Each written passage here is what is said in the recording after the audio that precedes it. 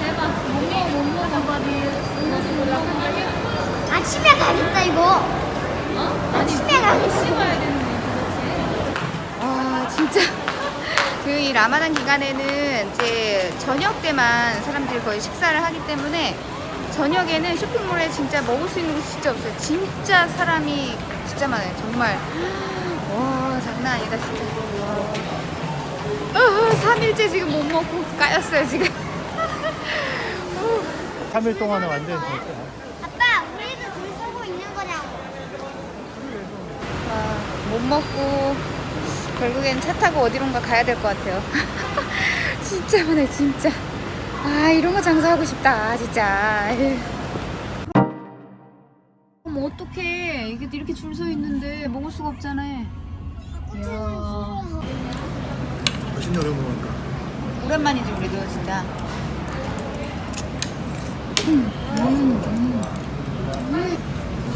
야, 이 기간에 저녁에 외식하기 힘드네. 그냥 치킨 아예 안 먹어봐?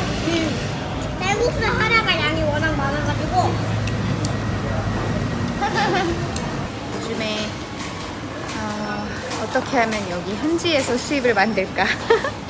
어떻게든 뭔가 만들어야겠다. 뭘 해야겠다. 그래서 관광이 재개가 돼도 그게 보조수단으로 함께 있으면 진짜 든든하겠다는 생각이 들더라고요. 현지에서 뭔가 창업이라는 걸, 또 사업이라는 걸 말레이시아에서 한다면 어떤 걸 해야 할지. 거짓말 조금 보태가지고 진짜 한 38,000가지 정도는 고민을 해본 것 같아요. 근데 여기서 뭐 하나 해보기가 생각처럼 쉽지가 않아요. 당연히 어렵겠지만 일단은 저희가 뭐 아직 많이 부족하고 모자란 점도 많지만 뭐 하나 해보려고 해도 인허가 과정이라든지 이런 것들이 너무 복잡하고 까다로워요. 그러니까 뭐 외국인들에게는 허가를 안 내주는 그런 업종들도 많고요. 뭐 현지인 지분이 들어가야 되는 경우도 있고, 또 뭐 하나 작은 거라도 뭐 하나 해보려고 하면 뭐 법인을 세워야 된다든지 뭐 그런 것들도 많고요. 그러다 보니까 여기 현지인이나 뭐 기존 사업자가 있는 다른 분들의 명의를 빌려서 그렇게 하는 방법이 있는데 아무래도 그거는 좀 위험 부담이 큰 것 같고요. 티 얼라이브라고 하는 굉장히 인기가 있는 그러니까 프랜차이즈 같은 거죠. 근데 지금 저희가 딱히 뭐 뭔가 기술이 있거나 뭐 요리를 잘한다거나 뭘 어디서 소싱을 해올 수 있는 능력이 있는다거나 뭐 이렇지 않다 보니까 할 수 있는 게 뭔가 한계가 있더라고요. 그래서 여기서 인기가 있는 소위 말한 핫한 프랜차이즈 사업을 해보면 어떨까? 그걸 만약에 차린다면 과연 얼마나 될 것인가? 지금 시청아버지가 사실 한국에서 프랜차이즈 관련 일을 좀 했었어요. 그래서 본인이 또 열심히 알아보고 또 여기 구민분들한테도 또 많이 여쭤보고 과연 일을 벌리는 게 맞는지 좀 이야기 들어주시고 좀 얘기를 해주시면 좋을 것 같아요.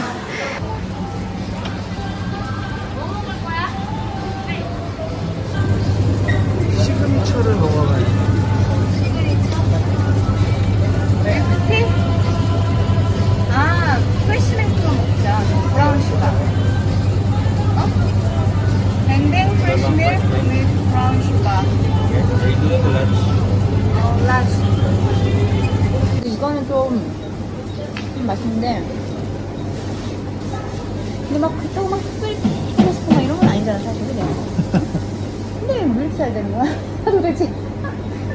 그리고 이게 절대 싼 게 아니란 말이지. 이게 큰 사이즈니까 이게 8.1링기씩인데 사실 밥 먹는 게 한 4, 5링기짜리도 많이 먹잖아요. 근데 한국도 뭐 밥 먹고 커피값을 더 비싼 걸 많이 먹는다고는 하는데 밥 보면 돈을 절대로 안 쓰지 않는단 말이야. 쇼핑몰에 보면 사람이 많고. 그러니까. 저기 뭐야?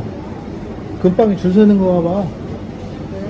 여기는 근처도 못 가는데. 아니 저녁에는 밥을 아예 손으로 먹을 수가 없어. 진짜 사람이 너무 많아서. 소비가 많기는 하죠. 어쨌든 그래도 현지 이런 프랜차이즈나 이런 건 장사가 진짜 잘 되긴 잘 된다는 거지 거의. 그러니까 이런 거 하나 갖고 있으면 우리가 진짜 참 먹고 사는데 지장은 없을 텐데. 이런 거 하나가 장난. 든든하지. 아니 근데 이렇게 크게 말고 더 조그맣게 해가지고 그냥 테이블만 하게 뭐 이렇게 좀 못 차리나? 근데 우리가 외국인이라 차리기 힘들겠지, 그치? 하려면 뭐 할 수는 있나?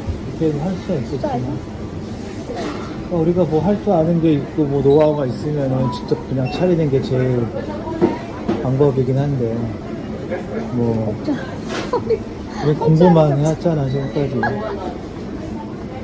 뭔 공부만 해. 기술이 있는 것도 아니고 뭐 노하우가 있는 것도 아니고 하는. 근데 여기 프랜차이즈가 또 만만치가 않아. 비용도 높고. 근데 한국 프랜차이즈 들여오는 것보단 그래도 그게 낫겠다. 그치? 한국 프랜차이즈 들어오는 게 더 비싸지 않을까? 여기도 예전에 다 있었어. 웬만한 거 뭐 한국에서 유명했던 것들 무슨 떡볶이 무슨 커피 뭐 다 있었는데 지금 거의 못 본 것 같아요. 하나도 없지 지금. 장사가 한 안 된다 소리지, 그러면. 1, 2년 못 버티고 다 철수를 했더라고. 여기에서 인기가 많은 그런 프랜차이즈를 하거나 아니면 떡그 장사가 됐든 뭐가 됐든 그럼 떡볶이 아유 조그맣게 하나. 왜냐면 이제 사실 여기도 한류 좋아하긴 좋아한단 말이지. 한류 영향이 있긴 있단 말이야. 근데 그렇다고 한국 거를 막 들여왔을 때 또 무조건 잘 되지도 않아 또. 그럼 한국에서 조금 뭐 잘 될 만한 거 되는 거 이런 거 이제 가져가서 하면은 막 거기 가면 대박 날 거야. 뭐 다 많이 이야기를 하는데 막상 보면은 그렇지 않은 게 많아. 처음에는 이제 모르는 사람들은 이제 조금 만만하게 본다 그래야 되나? 그렇지. 그건 우리도 그랬지 뭐. 우리 가서 살아보고 부딪혀보니까 그냥 전혀 뭐 절대 아니지.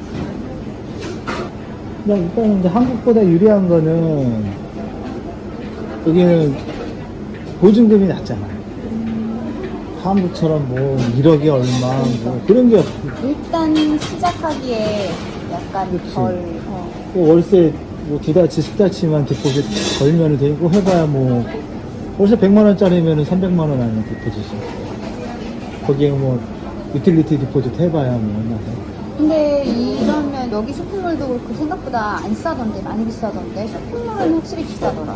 지금 코로나 때문에 많이 낮아졌다고는 해도 월세는 뭐 만만 많이 신경 안 그래도 비싸더라 생각보다. 괜찮은 목 같은 경우는 한국하고 거의 비슷해.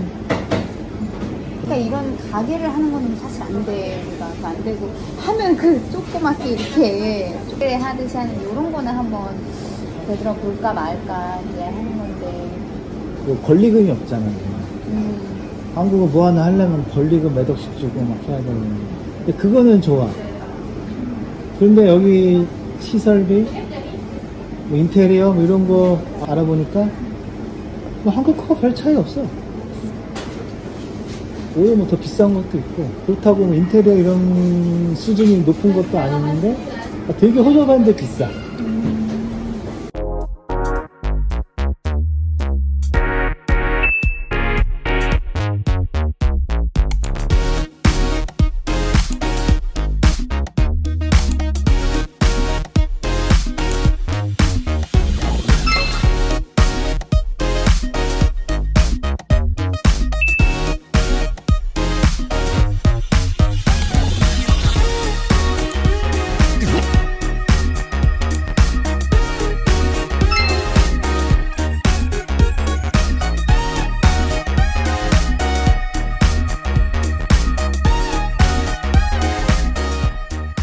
그러면 결론은 시설 같은 거를 안 하는 업종. 그러니까 가게만 얻어놓고 뭘 갖다 팔면 되지. 그런 것들은 판매 업종들은 뭐 인테리어 이런 게 크게 필요가 없으니까 뭘 팔 건데. 그러니까 돈 안 들이고도 할 수 있어. 여기 앞에 뭐 현지 주스 팔고 커피 팔고 하는 집 보면은 진짜 그냥 제일 기본적인 것만 간단히 갖다 놓고 해놓고 그러고 팔잖아. 근데 문제는 그렇게 팔면은 커피 하나에 1인기 3인기짜리 밖에 못 판단 말이지. 그러니까 아무것도 없는 데서 10인기 15인기짜리 커피를 팔면 누가 사 먹겠냐고.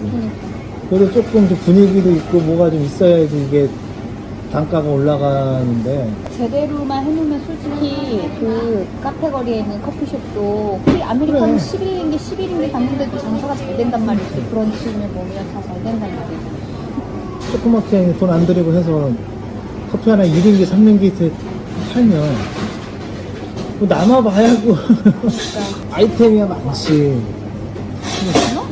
아니 뭐 한국에서 만든 뭐 화장품, 마스크팩 뭐 이런 거 잘 팔릴 것 같다. 잘 팔리잖아 실제로. 근데 그 가격 그 어디 가고 있게 갖고 올 건데. 그러니까 그게 이제 능력이고 그게 있는 거지. 우리처럼 뭐 평생 공부만 하는 사람들이 그렇죠. 그림에 뭐 궁금했다는 거예요 도대체. 또 하나 중요한 게 이제 희성이하고의 시간도 생각을 해봐야지. 이런 기회가 또